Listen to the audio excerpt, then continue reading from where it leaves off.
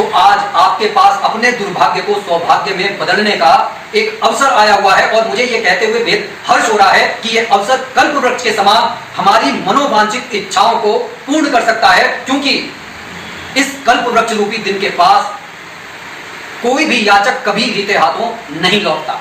जीवन में बड़े से बड़े संकट को टालने वाला, घर में सुख और शांति में बढ़ोतरी बरकत करने वाला, लोक परलोक को सुधारने वाला, हमारे सारे दुखों को खत्म करने की शक्ति इस छोटे से साधारण सरल उपाय में है।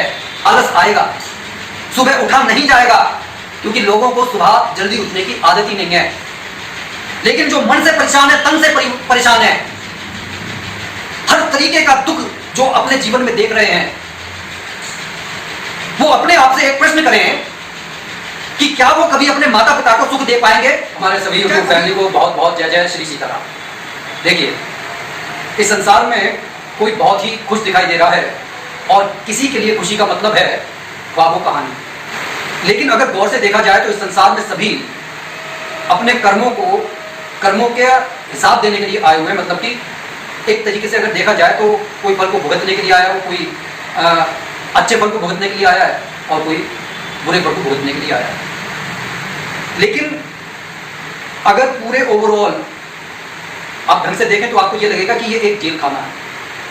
और जिस तरीके से जेल खाने में एक नियम होता है कि अगर अच्छे चाल चलन का कोई अपराधी है तो उसकी सजा को जल्दी माफ कर दी जाती है, अगर आप देखेंगे तो इस सृष्टि का निर्माण जिस परम पिता परमात्मा ने किया है, उसने भी कुछ ऐसा विधान तैयार किया हुआ है।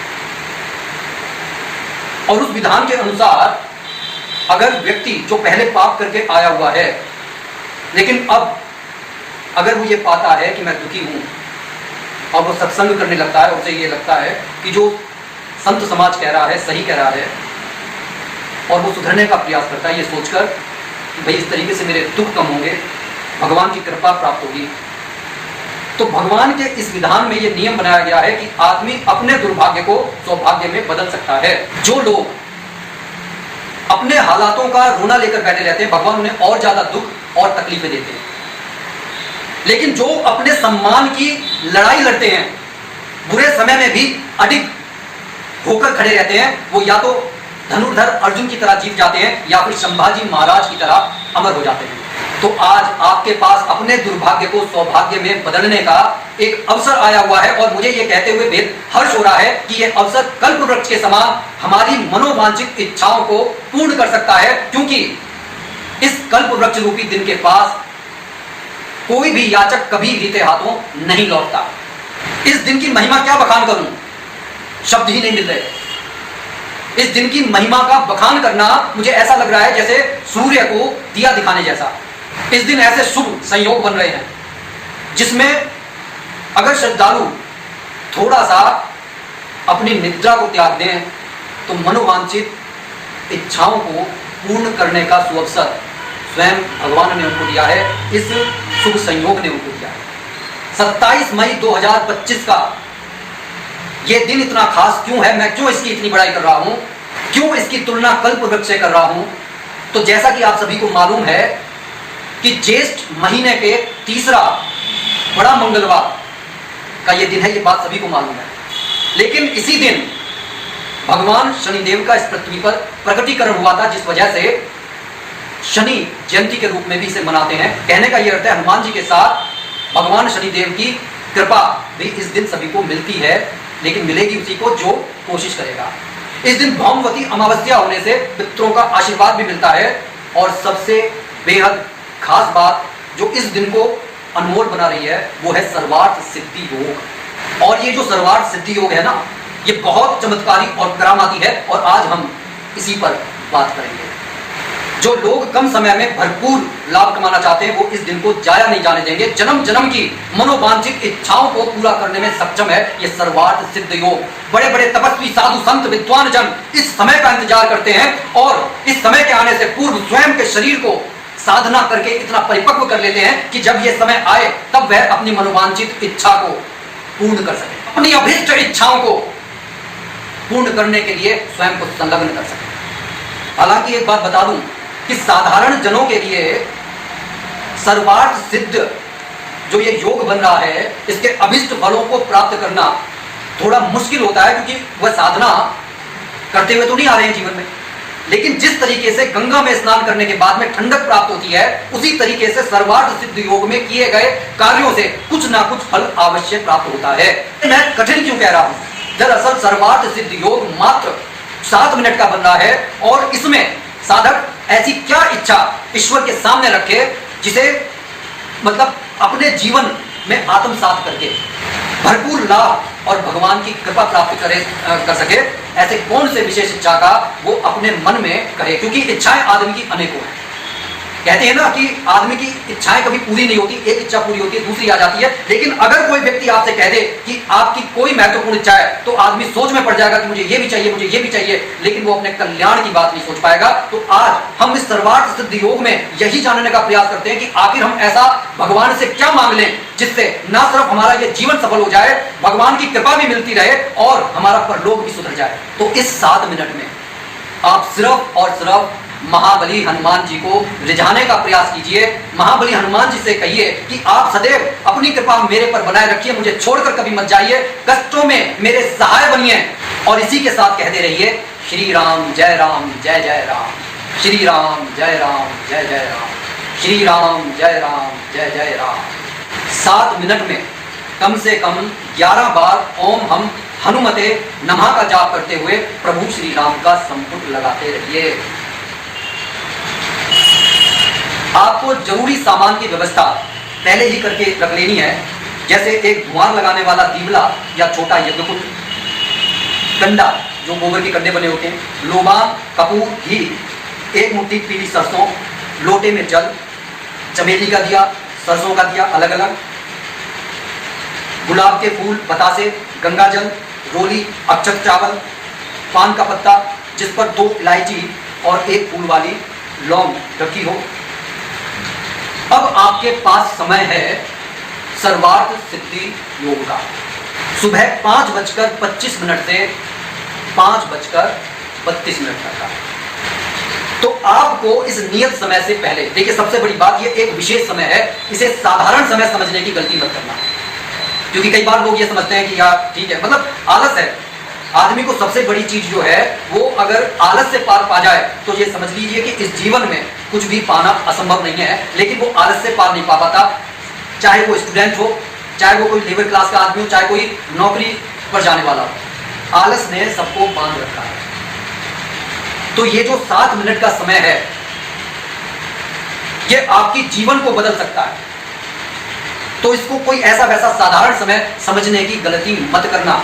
आलस में आकर इस समय को गवाकर पछताना ना पड़े, इसलिए पहले ही अपने माइंड को सेट कर लीजिए कि मुझे अपने जीवन में बदलाव चाहिए, मुझे दुर्भाग्य को सौभाग्य में बदलना है। इस तरह आपको 4 बजे ही उठ जाना है, स्नान करके लाल कपड़े धारण करके पूजा वाले स्थान को आप साफ कर लीजिए, पूजा के बर्तनों को धोकर उन्हें अच्छी तरह से पोंछ लीजिए और भगवान के सामने शुद्ध हृदय से जो है वहां पर मन लगाकर बैठ जाइए। सबसे बड़ी बात यही है कि हमारा चित्त शांत होना चाहिए। आप अपने आप से बात कीजिए कि क्या मेरा चित्त शांत है। उस चित्त को शांत करके जब हम प्रभु के चरणों में लगा देते हैं, तब हमारे को हमारे अपेक्षित परिणाम मिलते हैं। तो चित्त को शांत करने के लिए प्रभु के सामने बैठकर आप लगभग गहरी गहरी सांसें लीजिए, भस्त्रिका कीजिए, इस तरीके से आप 5 मिनट करके तो देखिए। ना आपको अपेक्षित परिणाम मिले तो आप कमेंट बॉक्स में लिखकर बता देना कि भाई मेरा मन एकाग्र नहीं हुआ। सारा सांसों का खेल चल रहा है। अगर आप अपनी सांसों को पहचान गए तो आपका आलस खत्म हो जाएगा, जो आप चाहेंगे वो आपको मिलेगा, आपकी एकाग्रता बनी रहेगी। तो ये भस्त्रिका करने के बाद में अपने चित्त को शांत करके प्रभु के चरणों में एकाग्रचित होकर बैठ जाइए। अब नियत समय से कम 5, 10, 15 मिनट पहले जितना आप शीघ्रता से काम कर सकते हैं उतना शीघ्र अब अपने लोटे में, जो आपने लोटे में जल भरकर रखा हुआ है प्रभु के लिए, उसमें बतासे, गंगा जल, रोली, पुष्प और अक्षत बिना टूटे हुए चावल जो है उसमें डाल दें। इसके बाद जो आपने पान लिया हुआ है जिस पर 2 इलायची और 1 लौंग रखी है, उसे भगवान हनुमान के चरणों में समर्पित कर दीजिए। चमेली और सरसों के दीपक को प्रज्वलित कर लीजिए।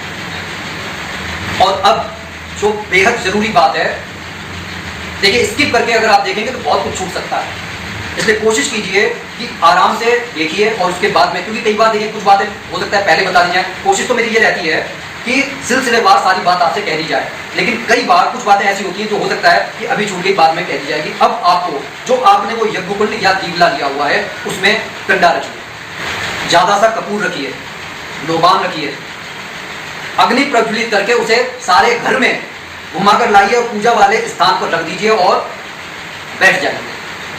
इस दौरान जो आपका मुख है उत्तर दिशा की तरफ या पूर्व दिशा की तरफ होना चाहिए, और वो जो धुआं वाली अग्नि है उसे बुझने नहीं देना है। उसमें हवन सामग्री, घी, कपूर मतलब उसमें डालते रहिए, उसे प्रज्वलित रखिए और महाबली हनुमान जी के मंत्र का जाप करते रहिए, ओम हम हनुमते नमः। इसी दौरान सर्वार्थ सिद्धि योग से पूर्व अपने बाएं हाथ में पीली सरसों को लेकर मुट्ठी बनाकर उसे बीच लीजिए। अब जो ही 5:25 हुए, आपको तुरंत श्री राम जय राम का जाप शुरू कर देना है और मन में यह विचार करना है कि हे महाबली हनुमान जी, मेरी सहायता करें, मेरे पर अपनी कृपा बनाए रखिए, कभी मेरे को छोड़कर मत जाइए, मेरे सम्मान की रक्षा कीजिए, मेरे परिवार की रक्षा कीजिए। इस दौरान आपकी मुट्ठी भिजी हुई है, सरसों, जो पीली सरसों आपने ली हुई है वो आपकी हथेली है। आप श्री राम जय राम कर रहे हैं और बीच में आप बोल रहे हैं ओम हम हनुमते नमः। कम से कम इस 7 मिनट में श्री राम जय राम के बीच में आपको 11 बार ओम हम हनुमते नमः का जाप करना है। ज्यादा हो जाए कोई दिक्कत नहीं है, लेकिन कम से कम 11 बार जाप होना चाहिए। और जब आपका समय जो है समाप्त हो जाए सर्वार्थ सिद्धि योग का, एक बात और ध्यान रखिए, आप पहले से ही चाहे तो अपने किसी परिवारजन को बता दीजिए, वो ध्यान रखेगा कि भाई इतना टाइम हो रहा है, और उसी समय कोई ना कोई आपको वो सूचित कर देगा। कुछ जैसे कि सामने कटोरदान रख लिया, कोई डब्बा रख लिया कि जी शुरू हो गया योग, दोबारा से बजा दिया जी योग अब समाप्त हो गया है, ताकि आप अपनी पूजा में विचलित ना हो सके। ठीक है, अब जब आपकी ये पूजा का जो समय है जब समाप्त हो गया, 7 मिनट जब आपके समाप्त हो गए, तब जो आपके हाथ में जो पीली सरसों आपने ली हुई है उसे एंटी क्लॉकवाइज का मतलब जो इस तरीके से चल रहा है, एंटी क्लॉक का मतलब विपरीत दिशा में जो सुइयां बह रही हैं, जो चलती हैं घड़ी की, आपको उस विपरीत दिशा में अपने ऊपर से 8 बार उस सरसों का उतारा करना है। अगर परिवार के अन्य लोग भी साथ में पूजा में शामिल हैं तो उन सभी के हाथों में अलग अलग सरसों होनी चाहिए और वो सभी अपना अलग अलग 8 बार उतारा करेंगे। कोई बालक अगर है तो आप अपने जो आपकी हथेली में आप उससे कर सकते हैं। और उसके बाद में जो अग्नि प्रज्वलित है, द्वार के जो दिया है, जो यज्ञकुंड है, आपको उसमें वो सरसों डाल देनी है और उसके साथ में घी, कपूर, हवन सामग्री उसमें डालते रहिए। इसके बाद में आप एक बार सच्चे मन से हनुमान चालीसा का पाठ करें, महाबली हनुमान जी की आरती करें। आरती करने के बाद में जो लोटे का जल है जिसमें आपने बताशा, गंगाजल, लोली, पुष्प और अक्षत डाले हैं, अपने परिवारजनों पर थोड़ा सा छींट दें और उसके बाद में सूर्य भगवान को अर्घ्य दे दें। प्रसाद सभी जने मिलकर खा लें। जब वो जो यज्ञकुंड में जो वो हवन सामग्री है जब ठंडी हो जाए तब उसको लेकर आप बहते पानी में विसर्जित करें। आइए, आपके घर की सारी नकारात्मक ऊर्जा, जिन्होंने आपको आर्थिक बंधन लगा रखे, जिन्होंने आपकी मानसिक शांति छीनी हुई है, जिन्होंने आपके बच्चों की पढ़ाई पर पाबंदी लगाई हुई है, जिन्होंने आपके रिश्तों में कड़वाहट बनाई हुई है, वो सब सारी वो नकारात्मक ऊर्जा, नजर दोष, वो सब विसर्जित हो जाए। इसके बाद में वो जो पान, जो महाबली हनुमान जी के चरणों में आपने 2 इलायची और 1 फूल वाली लौंग रखी है पान के पत्ते पर, उसे लेकर निकट के हनुमान मंदिर में ले जाकर महाबली हनुमान जी को अर्पित कर घर लौटाएं। जीवन में बड़े से बड़े संकट को टालने वाला, घर में सुख और शांति में बढ़ोतरी, बरकत करने वाला, लोक परलोक को सुधारने वाला, हमारे सारे दुखों को खत्म करने की शक्ति इस छोटे से साधारण सरल उपाय में है। शर्त सिर्फ एक है कि आपकी महाबली हनुमान जी में आस्था होनी चाहिए, शास्त्रों में आपकी आस्था होनी चाहिए। साधु संतों की बातों पर आप उस तर्क में मत जाइए कि नहीं ये सब बेकार का कार्य है, और फिर देखिए चमत्कार होते हैं कि नहीं। आलस आएगा, सुबह उठा नहीं जाएगा, क्योंकि लोगों को सुबह जल्दी उठने की आदत ही नहीं है। लेकिन जो मन से परेशान है, तन से परेशान है, हर तरीके का दुख जो अपने जीवन में देख रहे हैं, अपने आप से एक प्रश्न करें कि क्या वो कभी अपने माता पिता को सुख दे पाएंगे? क्या कभी अपनी औलाद के सपनों को पूरा कर पाएंगे? या फिर उनकी औलादें भी वही दुख झेलेंगी जो आप स्वयं झेल रहे हैं? देखिए, जब कोई मुसीबत आती है तो आंखें बंद करके पीठ फेर लेने से कोई हल नहीं निकलता। मुसीबत का सामना किया जाता है आंखों में आंखें डालकर। कुछ और नहीं किया जा रहा तो ये उपाय करके तो देखिए। कुछ और नहीं मिलेगा, लेकिन एक उम्मीद की किरण जरूर फूटेगी, आलस खत्म होगा, दिमाग में शांति आएगी और अपने आप रास्ते खुलते चले जाएंगे। ये एक सत्य बात है, वरना पैसों की कमी जिंदगी भर परेशान करती रहेगी। जो लोग ये सोचते रहेंगे, अपने मतलब हालातों का रोना और अपने हालातों से लड़ना दो अलग अलग बात है। लेकिन मैं उन लोगों से भी कहूंगा जिनका जीवन बहुत खुश और समृद्धि से भरा हुआ है, वो भी इस उपाय को जरूर करें। ये मानकर करें, भगवान का आभार प्रकट करने के लिए करें। क्या वो भगवान का आभार प्रकट करने के लिए एक दिन अपनी नींद का परित्याग नहीं कर सकते? और जाते जाते मैं आप सभी से ये कहूंगा कि सर्वार्थ सिद्ध योग को जरूर करें। आज ही व्यवस्था कर लें किसी भी तरीके से, क्योंकि भगवान भावों के भूखे हैं, लेकिन शुभ मुहूर्त और समय में किया गया उपाय हमारे जीवन में बहुत बड़े परिवर्तन लेकर आता है। और इसीलिए आज मैं महामंगलवार का उपाय लेकर नहीं आया, मैं 7 मिनट का उपाय लेकर आया, जिसे आप समय निकालकर जो लोग अपने बिजी होने का एक बहाना बना लेते हैं, वो भी इस उपाय को कर सकते हैं। कल को महामंगलवार को मैं एक महाबली हनुमान जी का ऐसा खास उपाय लेकर आ रहा हूं, जो उन लोगों के लिए जो धन से ज्यादा भगवान से प्रेम करते हैं, जो अध्यात्म की ओर बढ़ना चाहते हैं, लेकिन वह यह मान लेते हैं कि हम विकार से ग्रस्त हैं और उन्हें इस बात का दुख है कि जब तक मेरे मन के विकार दूर नहीं होंगे तब तक भगवान की कृपा नहीं होगी। वो लोग माता पिता की सेवा करना चाहते हैं, सीधी सच्ची जिंदगी सरलता के साथ जीना चाहते हैं, भगवान का नाम लेकर वह ये उदाहरण प्रस्तुत करना चाहते हैं कि इस तरीके से जीने में, प्रकृति के निकट जीने में ज्यादा लाभ है। लेकिन आजकल जो लोग कंपटीशन में लगे हुए हैं, जो ग्लोबल मतलब वार्मिंग की बात तो करते हैं, लेकिन हकीकत यह है वो लोग ये चाहते हैं कि दूसरा जना तो वो सब बातें माने, लेकिन मुझे जो आधुनिक उपकरण जो विज्ञान ने दिए हैं उन सबका मैं लाभ उठाऊं। लेकिन इस तरीके से तब तक नहीं होगा जब तक हमारी आत्मा, जो अंतर मन के चक्षु नहीं खुलेंगे। तो इस वीडियो को आप जरूर देखिएगा। और जाते जाते मैं आप सभी से ये कहूंगा, जो भी हमारे साथ जुड़े हैं, नए हैं, इस चैनल को जरूर सब्सक्राइब कर लें, लाइक शेयर कमेंट करना ना भूलें। बोलिए जय जय श्री सीताराम।